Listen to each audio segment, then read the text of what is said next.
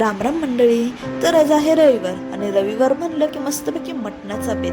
मग काय, गरम तेल केलं, त्याच्यामध्ये चिरलेला कांदा टाकला आणि त्याच्यामध्ये आलं, लसूण, मिरची, कोथिंबीर वाटलेलं वाटण टाकलं. मस्त तेल येईपर्यंत त्याला हलवलं, त्याचा कलर बदलतो तोपर्यंत हलवून घ्यायचं. मग त्याच्यामध्ये मीठ टाकलं, हळद टाकली आणि गॅस फुल केला आणि परत त्याला मस्तपैकी तेल येईपर्यंत हलवलं.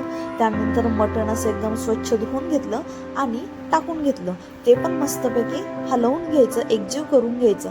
तसंच लगेच साईडला गरम पाणी करायला ठेवायचं आणि त्याच्यामध्ये गरम पाणी टाकायचं. जर तुम्हाला थंड पाणी टाकायचं असेल, म्हणजेच नॉर्मल पाणी टाकायचं असेल तरीही टाकू शकता. मी गरम पाणी यासाठी टाकते कारण उकळी लवकर येते आणि शिट्ट्याही पटापटा होतात, म्हणून मग मी गरम पाणी ॲड करत असते. मग काय, कुकरचं झाकण लावून घेतलं आणि 4 शिट्ट्या होऊन दिल्या. लगेच साईडला एक पातेलं घेतलं, त्याच्यामध्ये मस्त गरम कडक तेल केलं.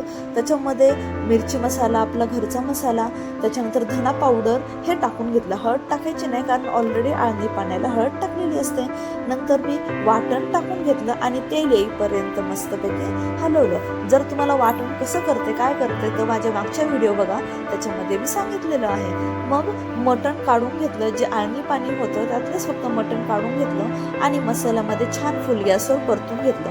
त्यालाही छान तेल सुटून दिलं आणि मग नंतर आळणी पाणी ॲड केलं. तुम्हाला जेवढं काढून ठेवायचं आळणी पाणी तेवढं काढून ठेवायचं आणि बाकी सगळं रस्स्याला मिक्स करायचं.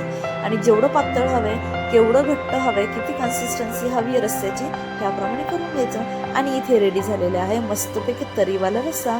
कसा वाटतोय कमेंटमध्ये नक्की सांगा. राम राम.